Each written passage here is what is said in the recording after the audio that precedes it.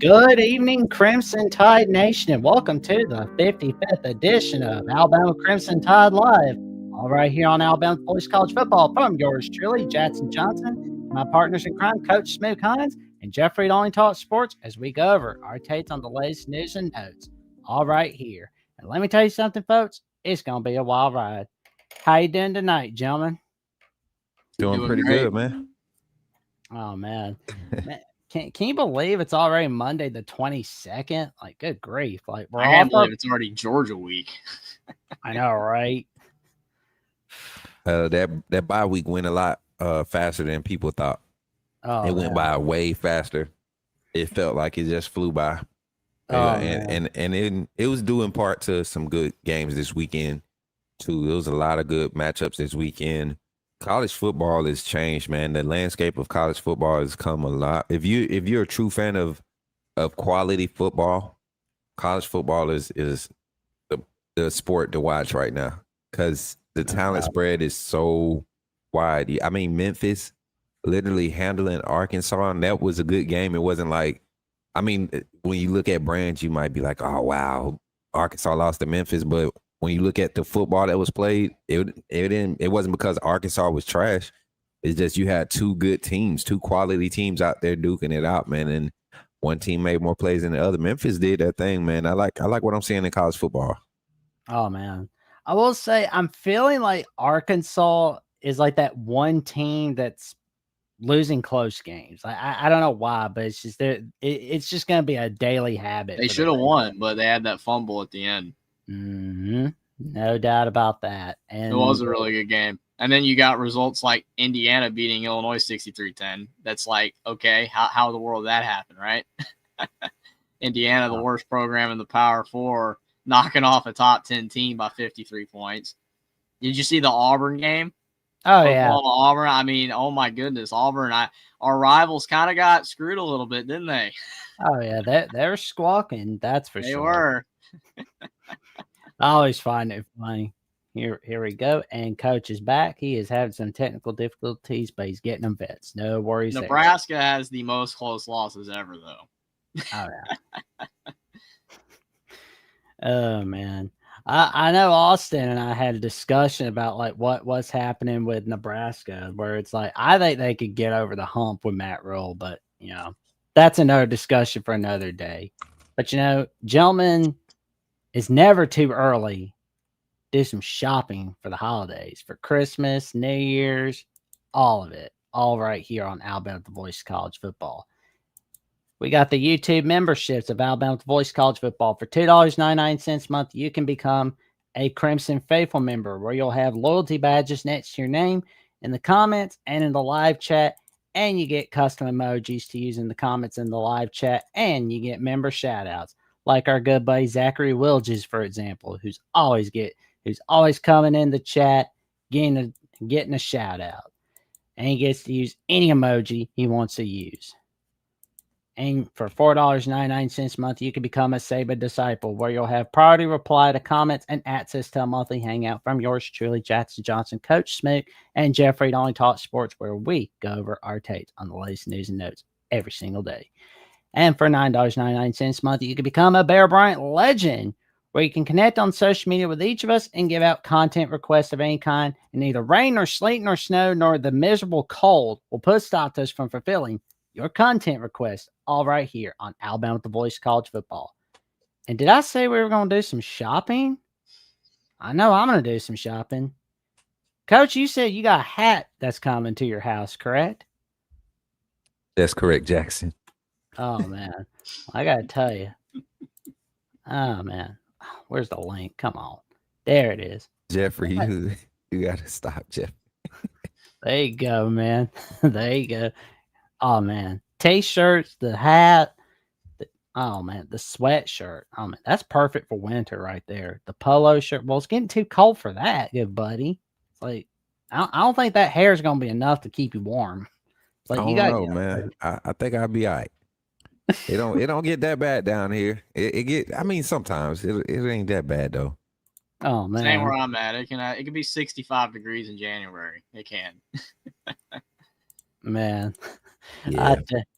I tell you what. Oh, and the tumbler for Alabama the Voice of College Football, and the game day mug, and the can cooler. I would get something now, but it's like, nah, I'm gonna wait till my birthday next Tuesday. I'm gonna wait till my birth week. So that's what I'm waiting for. Okay. It's coming up, Jackson. Yep. So it's like, so there we go. So if you're looking for something nice to get for your birthdays, for Halloween, for Thanksgiving, for Christmas, this is where you go. You go on Alabama, you go on vocfb.com/shop for Alabama. We've got the Alabama merch all right here. Well, gentlemen, we have got some good news. Jam Miller is coming back for Georgia. How are you guys feeling about it? Well, I'm excited about that, but I'd still want to see us run the ball more. It's not been a priority at all. So with him being back, it's like if they don't run the ball significantly more against Georgia with him than they have with the other backs, then he's only going to be useful in run blocking and out of the backfield. So it's still big. It's massive to have him back. I'm glad he's back. It's perfect timing. You want everybody, your full roster, all your starters back for such a big game. And he is such a vital part of our team. But we're not running the ball much this year. I mean, Wisconsin, we blew them out because we threw the ball insanely well, and not because we ran the ball extremely well. We didn't even run it that much. So I don't know. I don't know how important it's going to be. I don't know what our game plan is against Georgia. I think you can run the ball on Georgia, but I don't know. The staff might find it easier maybe to throw on them, so I don't know. But Jam Miller being back is huge, but I want to see what the usage is going to be. Coach? Well, I'm gonna disagree with my boy Jeffrey, man. I think we win the ball exactly how we needed to. Wisconsin forced us to pass. They dared us to beat us in the passing game. When you're able to average 3 yards per carry against an 8-man box, 7.5 box, I think that's pretty solid. And to be able to stay on your play calling schedule, stay on schedule with your pace of play calling, the way that Alabama was, the defense was able to respond. I think only 2 drives where we kind of gave them the first down, either by penalty or however, or was it such. But efficient offensive play calling leads to that style of play calling when you get that ratio of pass to run. And if you look at it, we threw the ball 31 times, ran the ball 22 times. That's balanced play calling. I don't think you get more balance to that. You have explosive plays. You hit your target number of explosives. You don't even run the target number of plays you want to run because your offense was so efficient. So the Wisconsin game, I have no problem with the run game. You look at the week before, running backs against ULM averaging 4.3 yards per carry, I think was the total yard per carry average for that game. You saw 6 different backs or 5 different backs touch the ball in that game. 35 touches. This staff is going to run the ball. As far as personnel, players getting heavy loads of run plays, I don't see that happening at any time. I haven't seen it. The only time they've done that was when they were forced to use Dylan Johnson. He transferred from Mississippi State to Washington. They ended up losing Richard Newton coming into the fall for that fall camp. They had 2 true freshmen, really weren't reliable. They actually led the team in fumbles that year. So Dylan Johnson benefited from being the only healthy back, and then his physical style of running. It just so happened to fit the scheme, what you see in this offense from our running back room. So I'm looking at it from a different point of view going into the Georgia game. If Georgia's going to play light box, I think Ryan Grubb will run the ball. I think there'll be an opportunity for him to prove that we can run the ball. I think this offensive line has been doing a great job as far as building on weeks. First week against Florida State, a lot of people had us misconstrued thinking that we had an offensive line problem. But if you go watch that game again, man, there are plenty of alleys and avenues of approach for Ty Simpson to make plays by utilizing his legs. He built off of that game because of those opportunities he was able to see, and the offensive line is starting to look better and better every week. So I'm on the other side of things when it comes to having Jam Miller back. At the end of the day, he adds another asset to the running back room, and I think with him being back, you have more of a decisive look of how you want this run game and the rotation to be, even if he's not the bell cow. If this is a situational game, can Kevin Riley, can Daniel Hill be the X factor back that we usually see emerge in these type of games? So I think it just provides that much more for Kirby Smart and that defensive staff to be prepared for. And it's definitely a plus with getting him back. And then on the other side of things, Tim Keenan being available, I think coming into this game with him, same thing, spot play. You spot play him, knowing that he's not 100%, but available. That's great. That's great. You know, you got another body for that rotation. This young group of interior guys has been flashing, and they've been growing weekly. Let's see those guys let loose against Georgia. You know, let them loose with all that energy, all that motor, and then in those key moments, you bring in your veteran guys and let them do what they do and be the leaders that they've been out there to do. So I'm excited about all the guys returning from injuries. I agree with that. Absolutely. Tim Keenan being back's big, even if he doesn't play the entire game, like you said, because 12 snaps. He's just a massive guy. He's a massive leader, and it puts less pressure on the other guys every single play to have to step up. You know, you got your leader back. You know, even just him being out there sometimes and then going to the sidelines, the voice. Yeah, he's on the sidelines when he's hurt, but it's different when he's going out there and playing. It adds an added aspect. So it is good for us to get these guys back, even if they're not going to play the full game. And I agree with that on Jam Miller. I mean, if Georgia plays light box, then yeah, they need to run the ball a lot, and they should. It's just, I agree with you on the fact that against Wisconsin, you know, the way that they were playing us, you know, that forced us to throw. I agree with that, but still, it's just, I can't get out of my mind the old version of our team. I know that you gotta do things differently now, but we used to be able to pound it on anybody, no matter if they had 8 in the box. Like, that's just the way it was. We're not doing that. It's different staffs, different eras. 2025. You gotta throw the ball, you know, a lot more than you used to, especially when teams are playing you like Wisconsin was. But I want to see Jam Miller utilized. I want to see the entire running back room utilized a lot more and in other ways. To get that ground game going, like punch Georgia in the mouth on the ground. You know, and if then you know they're afraid of that, then we can go over the top.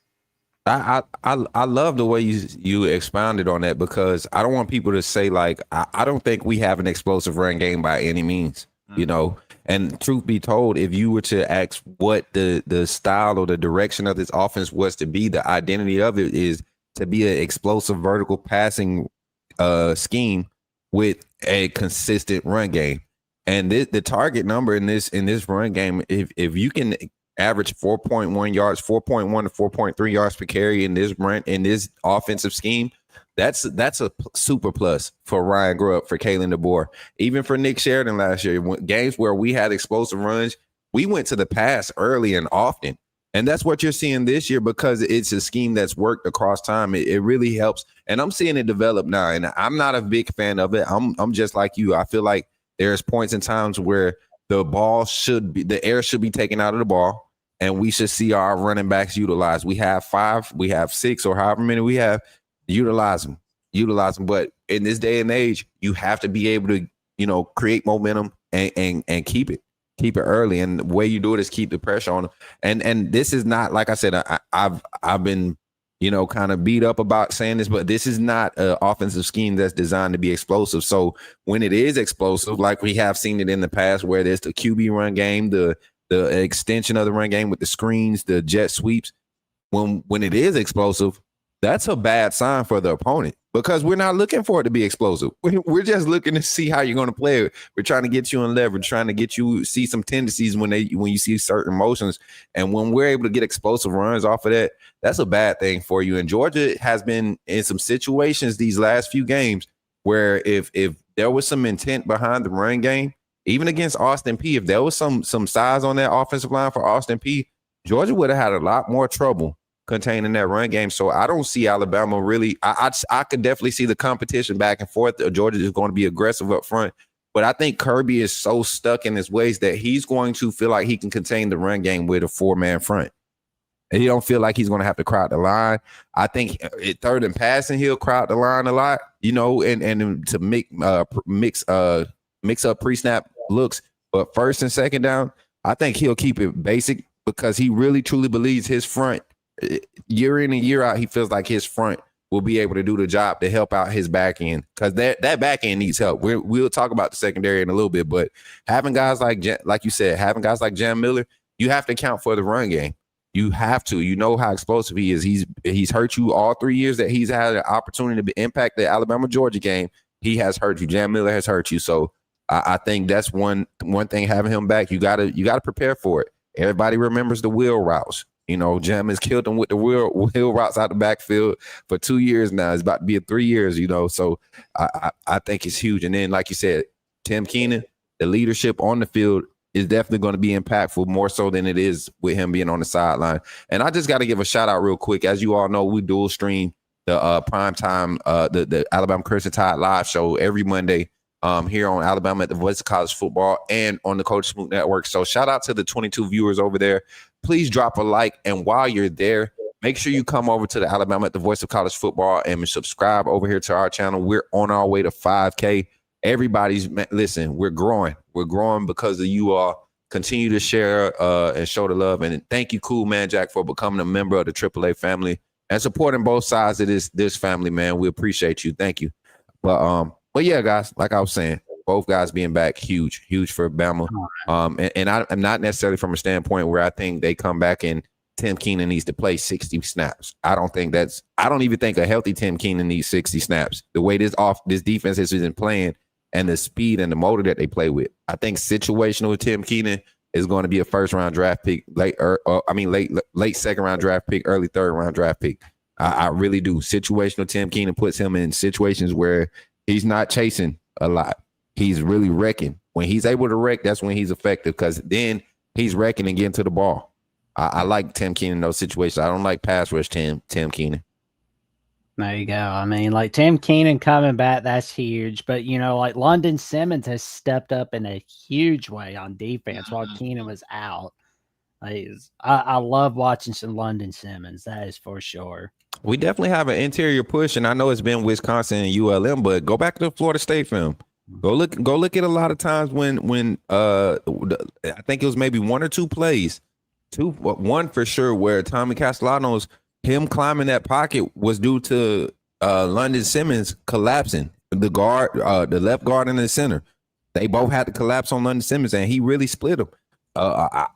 Could have been a hold, could have been holding on the left guard, but that type of pressure or that type of ability to create pressure from the interior is definitely needed. And it's just a different motor. You know, that's why we were so excited about Jeremiah Beaman. A bigger frame, you know, taller, longer, lengthier, and more of a motor than what we've had since maybe Quinnen Williams. And London Simmons, that's who he's showing me flashes of. Quinnen Williams, did y'all see the shed when against Wisconsin last week? When he literally, yeah. I mean, the way he said it was like it was so violent, but had the same finesse you would see from Big Quinnen Williams. And I'm like, man, this young man is something special. So I think they were wrong with those 3-star ratings coming in. Yeah, it's like I don't let the ratings, or I'm not letting Todd McShay do the thinking for me. I love when the ratings are wrong. Oh, me too. Me too. We got one in Zay Hall right now, committed in the 26 class. I don't know if y'all been following our recruiting class, but Zay Hall, Xavier Griffin, having those two come in together, it's gonna be crazy. Behind Duke Johnson, Luke Metz, I mean, bro, the inside QB Reese, Abdul Sanders, that inside linebacker room for the next 4 to 5 years at Bama, we keep them guys together, bro. We're going to be deep. Those guys can go and play tight end and strong safety, but they, I mean, run fit. Zay Hall is a headhunter, man, an athlete. I'm telling y'all, man, him, and they got this wide receiver, Austin Cherry, over at Hillcrest High School in Tuscaloosa. Man, if ain't nobody talking to that man, I think Alabama might get him on a PWO or something. I mean, like a late pickup, because I don't think anybody's talking to him right now. Austin Cherry, go check him out, man. Dude had a crazy game last week. Crazy game. But I'm sorry. There we go. Austin Cherry, man, like getting ready to rock and roll. Yeah, man. And this is the fourth wall break of VO Clip 1 for Crimson Tide Live, Georgia Week. into the video clip as we cut to the ad. If you're watching on video clips, of course. Hey, we do fourth wall breaks here on Alabama The Voice College Football. And we broke we the trying to get there. 264th wall once. Yeah. 256 wall, as a matter of fact. So it's like, there you go. But before we get to our next topic, who do I go to for some predictions? I think we know a guy. College football is even more exciting when you've got some action on the line, and the games are even better when you're cashing in. And the Voice of College Football is the place to be to get the greatest value. Start with my picks. 75% against the money line, 58% against the spread, and I've got a 40-plus year track record. 11-0 in the college football playoff for me last year against the money line, 8-3 against the spread. And I'm just the warm-up act. Steve Merrill of Wager Talk is our ace in the hole, show stopper. 7 years with the Voice of College Football, over 30 years in the industry. Steve gives us analysis on all the big games, but you can't miss Steve's weekly under-the-radar pick.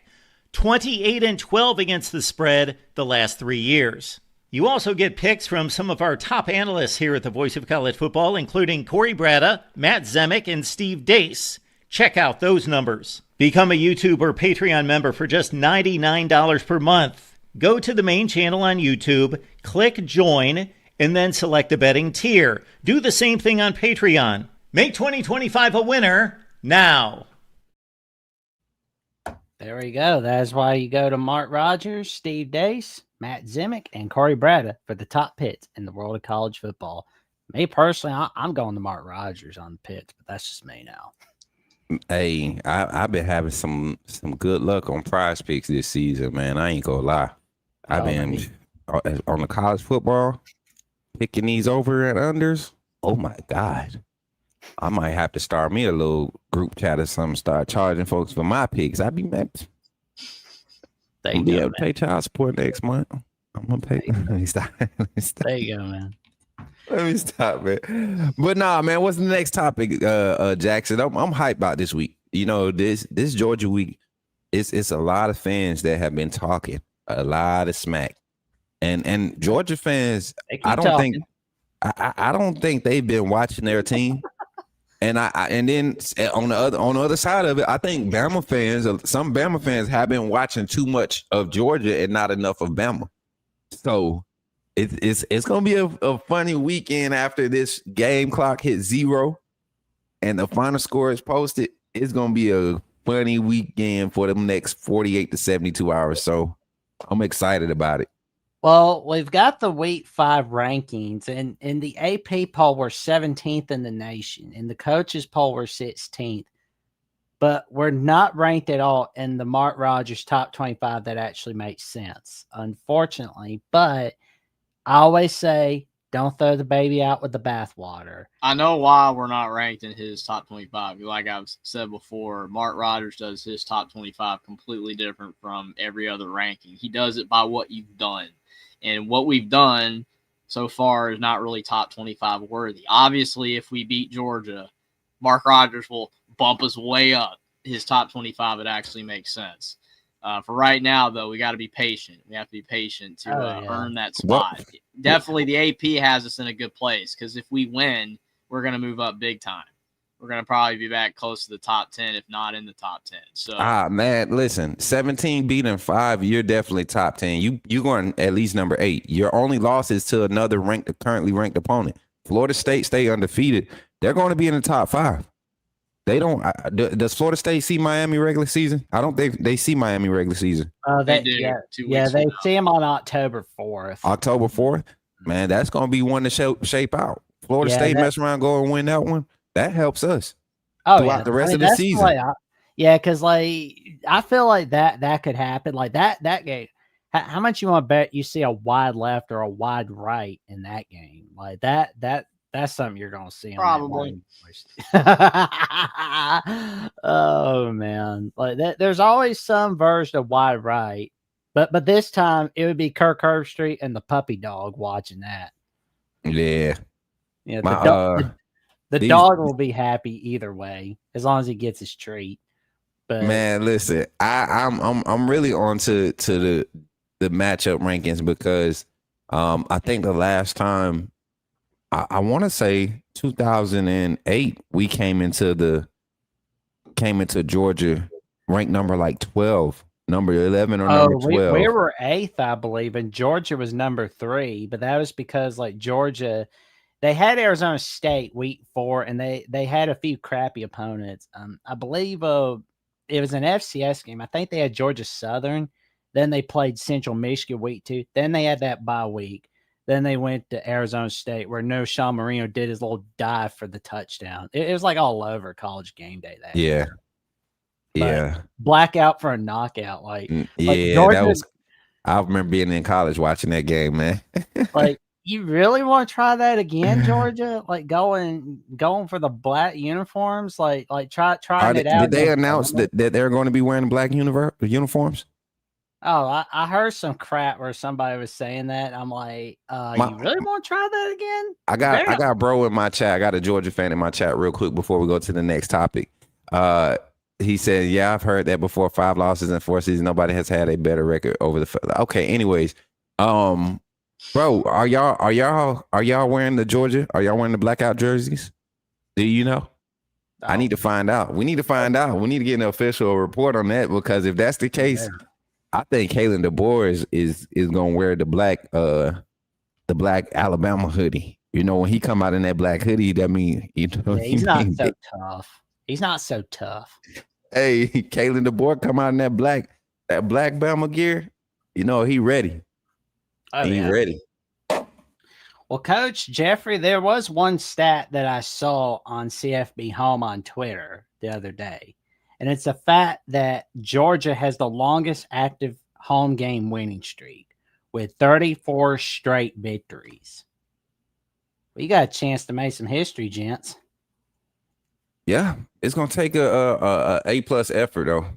I mean, I'll be talking about it on my show tomorrow. But Kane Womack, that was like the first highlight of the post practice interviews, the press availability today. Just focusing on effort is not about skill. It's not about the playbook anymore for this team. He feels like it's just about effort. And that's what was missing in week 1. Imagine just, those first 2 big plays that they were able to convert. If we just had some effort, Bray Hubbard, Keon Sabb, Deontay Lawson, Justin Jefferson on that jet sweep or on that reverse. All those guys had opportunities to at least create some type of big play if they would have just gave some effort. And we'll see. We'll see this Saturday. We'll see. So I think it starts right there in the effort. Both teams are very talented every year, and that's no different this year. Despite Alabama's, struggles against Florida State and, we're not at, the Nick Saban level anymore. And Georgia, they've been a little shaky the last couple of years, a lot of close wins. They're not what they were 3-4 years ago. These are still 2 very talented teams. They both have future first-round draft picks all over the team. It's not a talent problem. Like you said, it's an effort issue for both of these teams. Honestly, both teams could play equally as hard. Somebody's got to win. So, I mean, yeah, if whoever plays harder will win, but there is a shot that both teams play just as hard. But somebody has to win. In that scenario, you usually would go with the home team. But I don't know, though, because, again, Georgia has looked so shaky. Maybe we are better. I don't know. Honestly, I don't know. Because I think that, like I said, both teams are almost equally matched, equally talented. And especially like different parts of like the field, like different position groups. Maybe Georgia's a little better. Maybe we're a little better. But they have the home field advantage. And, yeah, they have been very, tough to beat at home. But we've dominated them. So they could be a little bit of a mental factor. We're their kryptonite. I know. It's like, we might have a little bit of that mental factor going against them. Like, hey, like we're in their heads. Like they haven't been able to beat us practically at all. It's like Batman Beyond Return of the Joker. We're like little Batman Beyond's getting in Joker's head. He's like, I'm not the OG Batman, but that's okay. I don't need to be. I can just get inside the Joker's head. That's what it's like with Alabama, Georgia right there. I think now though, Jackson, I think now more so schematically, Kirby Smart is going to have an issue with Ryan Grubb and his play calling, this offensive play calling. I think this Georgia defense is going to struggle against the play calling style of what Alabama is bringing to the table. If Kirby stays light in that box, they're going to be in trouble. That secondary is not Georgia secondary. And my guy said, not there. Let me get this comment. He said, this UGA roster is probably the youngest Kirby has ever had, and that's what my whole thing was coming into this season. Can Kirby truly finally have to develop a roster? He has yet to have to do that in the 6 years he's had. The first 3 years he has such a veteran roster, nothing but sophomores, redshirt juniors, redshirt sophomores, redshirt seniors. He had those guys around for the first 4 to 5 years. By the time his young guys were counted on, they were sophomores and juniors. They were seasoned. They were fitted into the program. This is the first time he's seen some guys leave that were, last year how many players did y'all lose to the portal from the defense side of Georgia? And these are guys that you guys were looking forward to being leaders on this team. We're going to be impact players. So I look at it as an opportunity for us to really test them offensively against their defense. And then our defense versus their offense, I don't think Mike Bobo is going to try to go out of pocket and try to do something different. I think they really believe they're the tougher team right now because of how we showed up against Florida State. And that's going to be the challenge going into this game. What I think is funny about this comment is how does Georgia look shaky? And then he proceeds to respond with us getting beat against Florida State instead of talking about why his team is not shaky. Georgia, the last 2 seasons, has had a lot of bad performances. We have too. Yes, we have too. We've had bad performances, but the difference is that in most of Georgia's bad performances, they keep finding ways to win. They barely beat Kentucky. They barely beat Mississippi State. They barely beat Georgia Tech. They shouldn't have beat Florida, but Lagway got hurt. Tons of bad performances. Trashing his Notre Dame, yes. Beck was hurt. The refs bailed you out against Georgia Tech. Yes, they did. Austin Peay this year was not impressive. Tennessee had a ton of chances to lose that game, but somehow they won.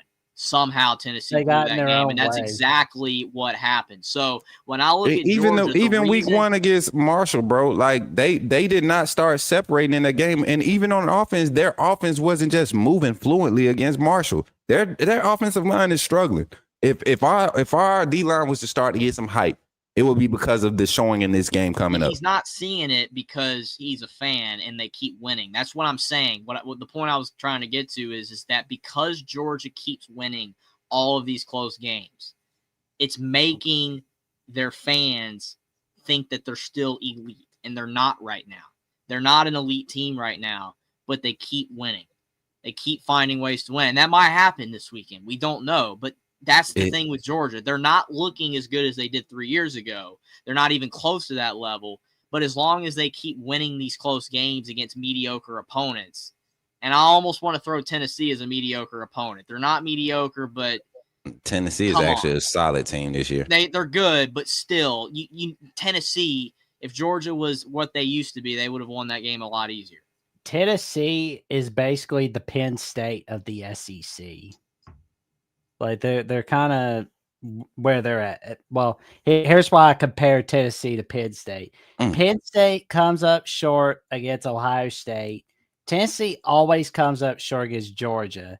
They can't beat Bama and Tuscaloosa, and they can't beat Florida and Gainesville. Georgia was not an elite team last year.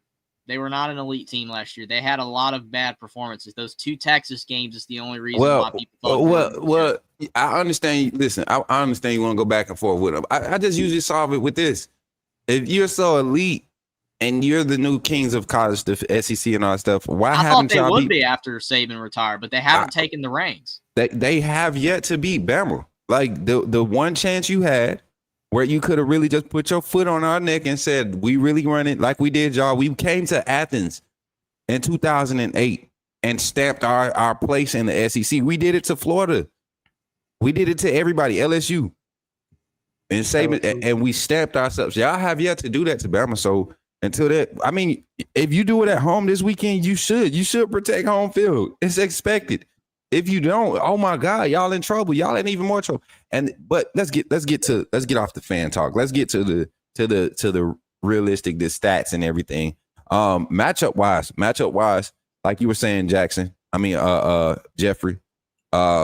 This team Georgia hasn't looked good up front. They have not looked good up front. Their defense on the back end has looked really shaky. We saw Joey Aguilar looks like a freaking Heisman quarterback right now because of Georgia. And we know how many close calls and close to interceptions he had been throwing in the first 3 weeks. Like Syracuse game, he should have had 3 or 4 picks in that game. But he has some strong receivers. He's getting comfortable with those guys. There wasn't a lot of pressure on him. He's getting 4 and 5 seconds in the pocket. Georgia can't get a pass rush. Like, I don't understand where elite can be matched to his team at. Gunnar Stockton made 4 good passes that game. 4 great passes. Let's say 4 great passes in that game. Passes 4th that and 6. I mean, that was good. I mean, that bailed him out. That was a really, really good pass. And then the one over the shoulder to, for the touchdown. That was a beautiful pass, man. Perfect ball. He dropped it in the bucket. I mean, but how consistent is that going to be? We saw Tennessee's pass rush struggle against Syracuse week 1. So, I mean, and Bama's pass rush hasn't been much, but to say that you're going to get that same type of coverage from Bama, you guys took advantage of freshman corners at Tennessee this past weekend. So, I mean, 2 weekends ago. So I'm looking at matchups, man. I don't see where it pans out for Georgia on the schematic side of things. If they're going to play a light box, I think we have the advantage. I don't see their D-line being as stout in the run game. Hell, Tennessee had success with the run game. They just were having more success with passing the ball. So what I want to see with Alabama, to me, with running the football is if we get a lead, that is when it's imperative that you run the football. On the road, you have to bleed the clock. You have to take control of the game. You don't get conservative per se, like, hey, we're up like 21-14 or 24-14 in the late third, early fourth. You don't want to just completely abandon the pass, try to run every time. If you do that, Georgia will stack the box then, and then we'll end up punting every time, and they'll come back and win. But if you can run the football pretty well with a lead later on in the game, then that's how you win. And that's what I was frustrated with last year. Tons of situations where DeBoer would not run the football when we had a lead, and it gave the other team more chances because we kept punting the ball away when we had incompletions. You have to be able to control the game, the time of possession when you have the lead on the road. Take the crowd out of it. Take the other team's offense out of it by keeping the ball away from them. Go on a 15-play, 8-minute drive. That just sucks the life out of them. So yeah. I think that's what I want to see more from Alabama. If we get a lead, can we go on longer drives, run the ball, get 3-4 yards, pick up the first down, and just keep going down the field like that, keep the ball away from Georgia? I think you'll see more so of that gear this year because, last year when we had opportunities, you just alluded to it, we wouldn't see it. It'll be with Jalen Miro. Pulling the ball out of the running back stomach. I think the running back run game is what we want to see more of.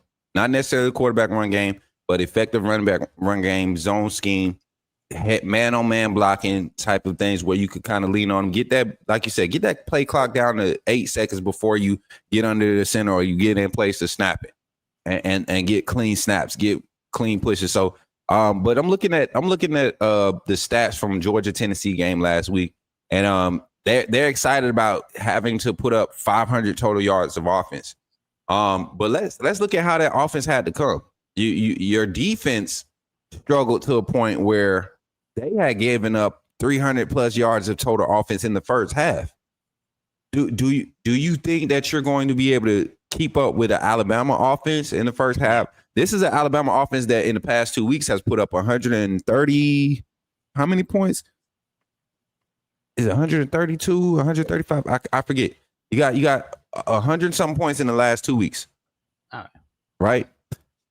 You're going against a Georgia team that, I mean, literally, you took advantage of those freshmen, and by all means, by Mike Bobo, great recognition. Gunnar Stockton, way to trust your receivers. You got the veteran guys, you got the bigger guys. Utilize them. By all means, utilize them. But you don't have that luxury this week. You're facing a secondary that's forced the most turnovers in the SEC right now this season. Come on now. So You got to be careful with how you looking at it. And then Joey Aguilar gave y'all 2 interceptions this game. Ty Simpson has yet to throw an interception this season. So if that was a team to do it, you would expect it to be Georgia. But your secondary gave up 371 passing yards, and you're bringing in a quarterback that has went basically 7 quarters before he threw his first incompletion. Yeah. I mean, that offense of Bama, like I cannot wait to see. Go ahead, Jackson. Sorry. I can't wait to see what Bernard and Williams are going to do. I can't wait to see what they're going to do to that Georgia defense. Hey, I got a good stat here. Tennessee gave up 377 yards of offense to Syracuse. We only gave up 382 yards to Florida State. Nice. We just saying, man. You want a number, and see that's what messes the fans up. We number watch, right? We number watch because I look at Georgia, right? You got 304 yards of passing against Tennessee, but you're only averaging 9 yards of pass. It wasn't like it was an explosive pass game. You're not beating them downfield. You were literally getting big plays because of your yards after catch. Tennessee was able to average 10 yards of pass against y'all. They were explosive against y'all in the pass game, meaning one, you were not able to get a pass rush. Guess who else had explosive passes against you? Austin Peay. The only offense that they were able to generate was in the pass game. When they tried to slow the game down and play and run the ball, that's when they were ineffective. Of course, size and all that stuff up front matters in those games. But you guys really let Austin Peay have an explosive pass game? And you expect, come on, man, Ty Simpson, you're going to have to send 6. And I don't think you guys want to play a lot of man out there. And when you send 6, he wants to get the ball out quick. He's already proven it. He proved it at Florida State. Passed up wide open, big shot plays to dump the ball off and be safe and protect the ball. I don't know, man. I just don't get it. I'm not going to disregard your stats. We're not going to disregard your numbers. By all means, both your teams putting up 500 plus yards of offense is by all means great. Big 12 game. Look, to me, I think where I'm coming from with it, where I'm having the back and forth, because I've had it in multiple other discussions the last year or so about Georgia with Georgia fans. What I'm seeing is I'm not seeing a lot of Alabama fans say, "Hey, we're just as good as we were 2-3 years ago." With when we had Nick Saban, it's like we realize we're worse right now. We're trying to get back to that point. We're trying to build with DeBoer to get back to that championship level. Whereas Georgia, speak for yourself. I think we in a way better place. Go ahead, though. Georgia fans are still thinking they're as good as they were 3 years ago, and they're not. And that's that miscalculation that I'm seeing. They're a great team still. They've got tons of talent. They're still well coached, but they just don't look nowhere near as good. The stats are there to prove it. They're not as good as they were 3 years ago, but their fans still think they are. And that's that disconnect. It's not their bad team. They're just not as good as they used to be right now. Man, they get beat over top so much, man. It's going to be a bad week for Georgia. We used to never give up stuff like that. I mean, we used to be better too, but still, I mean, we admit that we've got some issues that we're trying to fix, and we're getting there. But Georgia's not the same team they used to be. We're in year 2 of a new coach, of a coaching regimen, a whole philosophy change. We're in year 2. Our stats from Coach Saban's last year, his retirement, to the year of transition, the offensive efficiency stats, the offensive rankings were literally in the same bracket. Had a 34th ranked offense with Coach Saban. Had a 29th ranked offense with Kalen DeBoer and Nick Sheridan. Defensively, your defense did not end the season inside the top 25. Coach Saban's last year. Kalen DeBoer comes in. You got a 36th ranked defense, overall ranked defense. Like nothing really changed. So to say that we're in the worst place, I think for him to be able to steady the ship with what he had to work with, and then to come into this season, not have to retain a lot from the portal carry over, I think we're in a better spot. And that's why you're going to see the continuity carry through this season. I think Georgia is not even the benchmark for this season. I don't even think they're the benchmark. I don't even think they're the start. There's so much hype around this Georgia team. The fans won't see it, but this team is struggling, man. They're struggling. Tennessee, They gave up a lot. They gave up a lot defensively.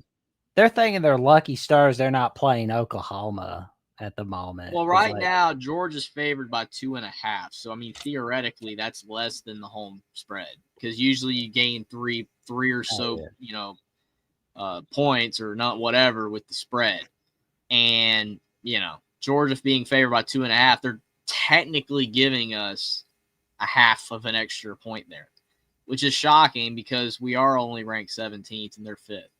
So, I mean, obviously Vegas is seeing something else other than, what most people are expecting. It's kind of like, again, I hate to bring it up again, but everyone picked Illinois practically last week. Indiana was favored by 7 for a reason. Vegas knows.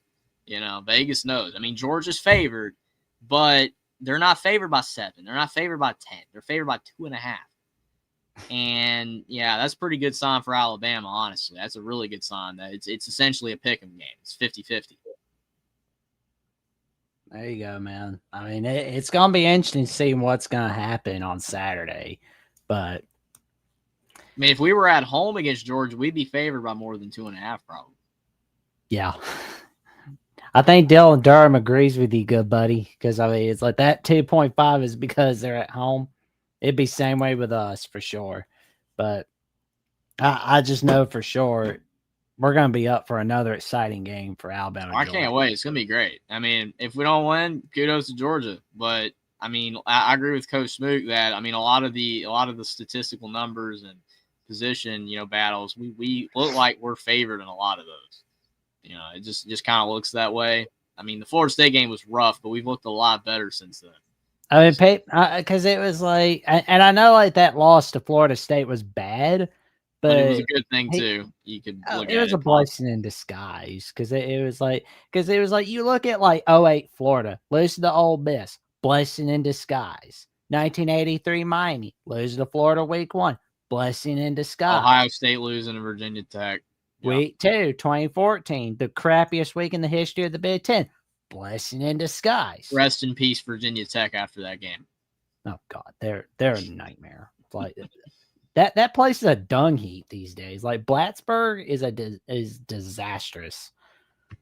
But we'll be ending this show with our 3 annual opponents for 2026 through 2029, and before we show the annual opponents, I'm going to tell you this, gents. For the first time, well, we don't know what the 2026 schedule will look like until tomorrow night, but we're not going to have LSU as an annual opponent.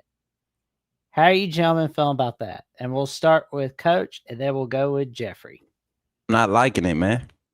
You don't like not seeing Bama LSU? I don't like it. I think that's one of the games. That's a benchmark game for me, year in and year out. No matter what the teams look like, that game right there tell you really how good your team is, or really how bad your team is. You saw the year Jalen Miro ran all over them that first year. LSU's defense had games where people were okay. They might be good, they might not. But after that game, it was like, oh yeah, they're not good, and they weren't good the rest of the year. And our pass game struggled the rest of the year. In that game, we should have had plenty of passing yards. So I'm gonna miss and then the fan base there's a respectful hate for LSU Bama. So I'm not feeling that. Definitely want that LSU annual rivalry, home and home situation to be there. Jeffrey will go with you next, and then when we get done with you, we'll go with what I say, and then we'll pull up the image, so to speak. I'm a little conflicted because, LSU, it is a big rivalry game. It matters. Both fan bases don't like each other. It's always a big game pretty much every year. I do agree with Coach Smook most of the time. Yes, it is a big benchmark game. I wouldn't say last year because we absolutely leveled them. We still weren't very good. But, most of the time it definitely is. Most of the time, most years, it is a big deal. And if you get that win, it really showcases how good you are. LSU's had some rough, years and situations themselves lately. But when they're good, it's a great game. The problem is that I don't think people look at that game as much of a rivalry as the other two, though. Tennessee and Auburn, they're They have names. The Iron Bowl, third Saturday in October. They're big deals. You got the cigars with Tennessee. You've got Auburn's just Auburn. It's like whatever. Is LSU better than the one they picked? Yeah, of course it is. So it's like compared to that, yeah. I would rather keep LSU. I mean, honestly, I'd rather have Georgia than the team they picked just because of what Georgia is right now. Play them every year if you want to do that. I mean, I know some people will be like, no, because, make the schedule harder to make the playoffs, whatever. But that's a bigger game than the game they pick. Now, you can look at it and say, hey, it's an easier game. It's maybe an automatic win. It depends on how you want to look at it. I would rather have LSU than the team they pick. So I would say I would have been more in favor of LSU, but I wouldn't necessarily say that should have completely been the third game. I would have rather they picked Georgia or Ole Miss than who they picked, but it is what it is.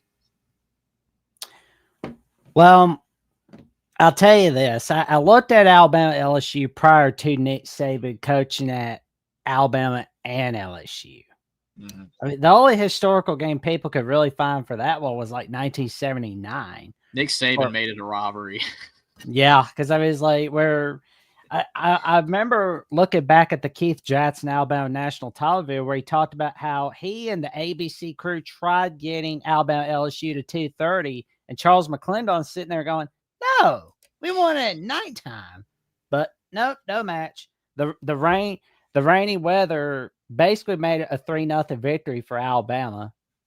And I believe there's like 1985 that was a tied ball game. Mm. But other than that, like who's thinking about the 1992 Alabama LSU game or 1993 or 1994 or 1995? Nobody. I mean, nobody's sitting there thinking about, oh, guess what happened in 1966? No one. But you know why I say it would have been better to have LSU, because we took away the divisions in the SEC this past season. So like if we're going to realign some things, but we're trying to maintain tradition, let's do what's best for the conference when it comes to media ratings and all that stuff. Like Alabama LSU, it brings in the numbers for the SEC. Alabama Auburn brings in the numbers. Georgia Florida, Georgia Auburn, Tennessee Florida. Those games bring in the numbers. So like you were saying, Jeff, even Georgia, if you, a lot of people wouldn't like to see Georgia, but why not? Ohio State and Michigan play each other every year. Why wouldn't Alabama and Georgia want to play each other every year? Like, it's not really a rivalry game in the sense like Georgia Auburn is, but it's become one because we're both elite. Because of the recent status. And then just think about it. It's the states, Alabama, Georgia. Like, Auburn isn't a state, Why y'all want to beat up on little brother so bad? Y'all like that rivalry. Y'all want to keep that one. Y'all like beating up on little brother, but we want to represent the state. Y'all keep bragging about handling the state because y'all beating up on our little special child down there in Opelika. But I wouldn't mind Georgia either. So like I said, I just rather would have had LSU than what we have. Like I said, I would have rather have had Ole Miss, at least with Lane there, because I mean Ole Miss is better. Like it's still probably a higher draw. But yeah, I would have had LSU or Georgia above Ole Miss. Reminds me, ladies and gentlemen, 2 weeks from now will be the 56th anniversary of the Scott Hunter Arch Manning shootout for Alabama Ole Miss. That was on Living Color on ABC. It's like, good grief. Like Archie Manning going at it, but not enough against Scott Hunter and the Crimson Tide. But alrighty, so we've got the news storyline from Chris Lowe at On 3. Can you believe that? Chris Lowe at On 3. I mean, like that's like leaving CBS for Fox in the 1990s. But anyway, so we've got the annual opponents, Auburn, Tennessee, and we got Mississippi State. And there's no Alabama LSU on an annual base, but we will be talking about this again in 2029 for sure, where it's the SEC said this is going to be every 4 years. This is not forever and ever. This is so they'll rotate your rivalries every 4 years. Yes, they're rotating. Some that are messed up though. Go ahead, Jackson. Go ahead. Yeah, they're rotating this like the rivalry situation for every 4 years. Like starting, I would say 2029, like 2030. we may see Alabama LSU back on an annual basis, but And it only anything can lasts for happen. 4 years. Oh yeah, I mean, Oh, that might be cool, because then you might mess around. We might see Texas, Florida, Tennessee for 3 years. That'll be a good little 3-rounder for Texas. Put OU on that mud. See, I'm the type. I like to have the hard schedules. I don't know. I feel like when you play the hard teams early, you catch them early when they look bad. When you looking bad, they looking bad too. And whoever can not look as bad that game, they get so much love going throughout the season, and it is a confidence builder, confidence booster. So yeah, I'm more so yeah. I personally, think that it's good if, like you said, it keeps rotating and you get some other cool matches. I don't want to lose Auburn. Really don't want to lose Tennessee either. But I mean, if they do drop to like Tennessee to add someone else like that, that's fine, I guess. But I don't love it because you want to keep the tradition. I'm gotta keep that third Saturday.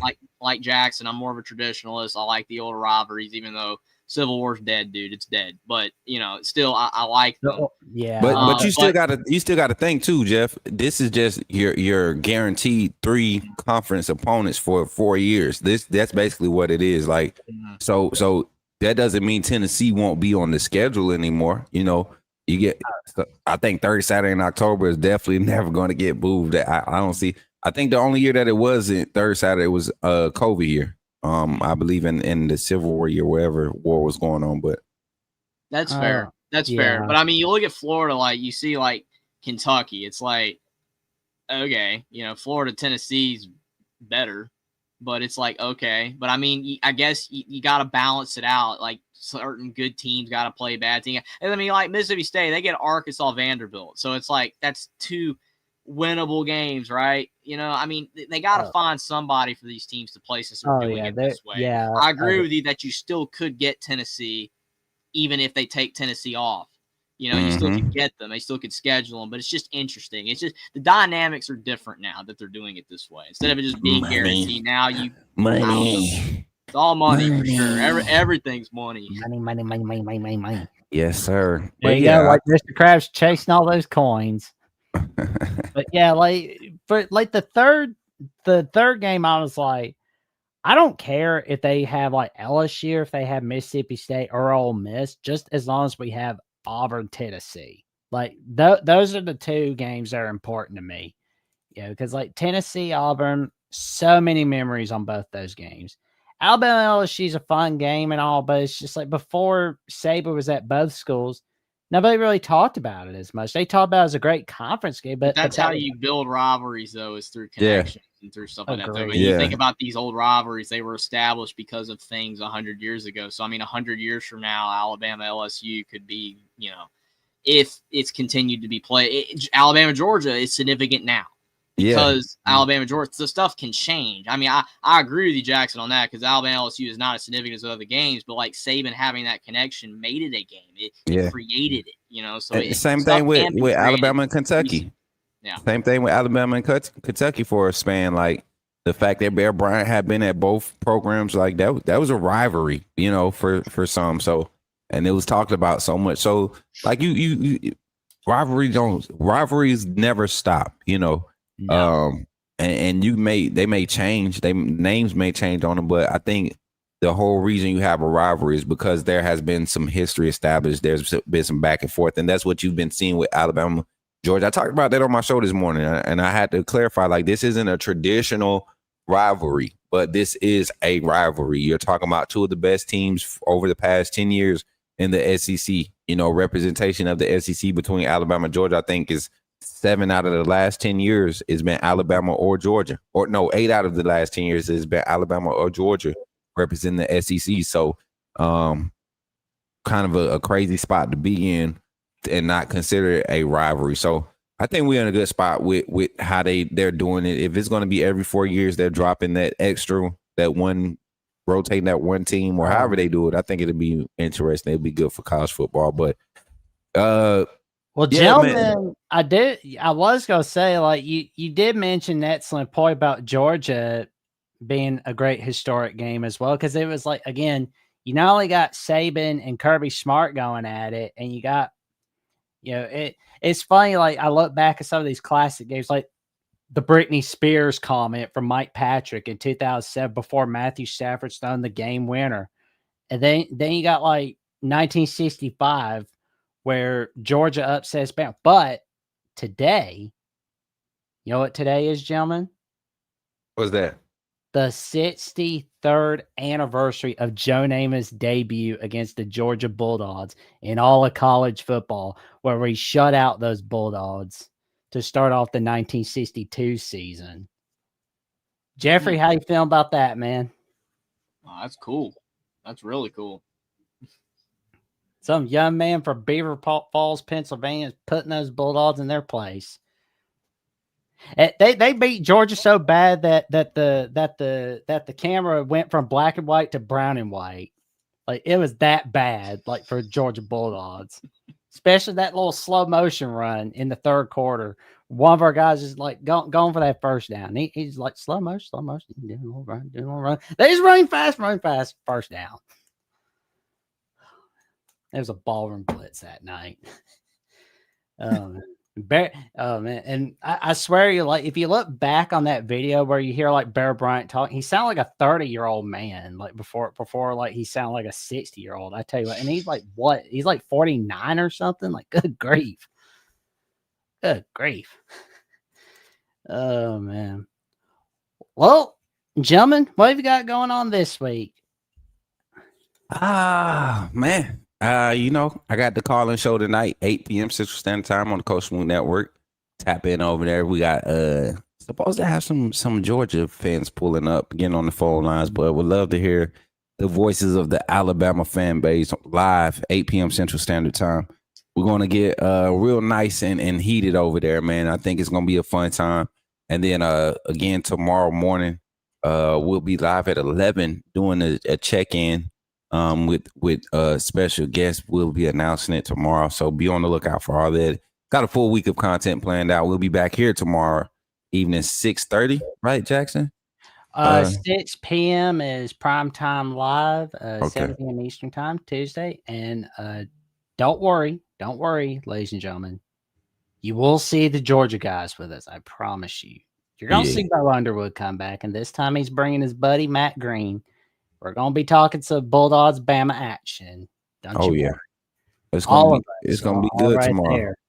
Oh yeah. We'll be pre-recording Wednesday night, but you will see some clips all throughout Thursday and Friday. Yeah. That I can promise you. So y'all just stay tuned in for all the updates this week with so much going on around the Alabama-Georgia matchup. A lot of cross-platform collaborations going on. Just stay tuned. Go check me out at Coach Smoot on all platforms. Again, that's at Coach Smoot on all platforms. And like, share, subscribe, man. Make sure y'all are following over here at the Alabama at the Voice of College Football. We trying to do something. Here. So continue to support y'all. That's all I got. There we go. Well, Jeffrey, what have you got in your world, good buddy? You got some NFL predictions. You had a video discussing your take on Bruce Pearl deciding to step out, which he's saying he's senator. Whatever. Yeah, whatever. It's like I am never gonna quit running my mouth on Pearl. Like he just made it easy for Alabama basketball. It's good for us. It's a bad week to be an Auburn fan right now. That's all I'm saying. It's really rough, but definitely on my channel, Only Talk Sports, made a video on Bruce Pearl. I've got my NFL predictions for this past week. We'll be doing another video this week on my NFL predictions. It's going to be going live with our good friend Will and D to do our college football predictions for the week. And every Saturday night, I'm live after all the games doing my full thoughts on all the matchups that occurred on every given college football Saturday. So it's always a good time. Appreciate all the support over there. So definitely, if you haven't already, give me a subscribe. I would appreciate it. Also, follow me on X as well. Definitely give my takes over there. And also subscribe to Alabama, the Voice of College Football. We are growing rapidly, and it's all because of you guys. Appreciate the support. And, cannot wait to hopefully have some good things to talk about on our post-game show on Saturday night. It's going to be fun. We've got magic coming your way.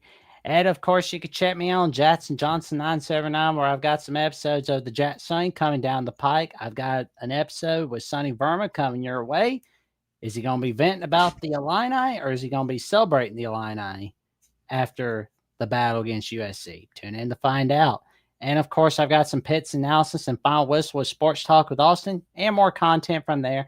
And for more updates on Alabama with the Voice, college football, the Jackson, and the once week calls on the Feinbaum Show, where the weekends are full of surprises, check me out on JatsBOCFB on /Twitter and on Instagram and threads at Jackson Johnson 543-908. Like, comment, subscribe, click on the notification bell to Alabama with the Voice College Football so you never miss another video or another episode whatsoever. And we will see y'all soon. And roll Tide. Tide roll. Roll.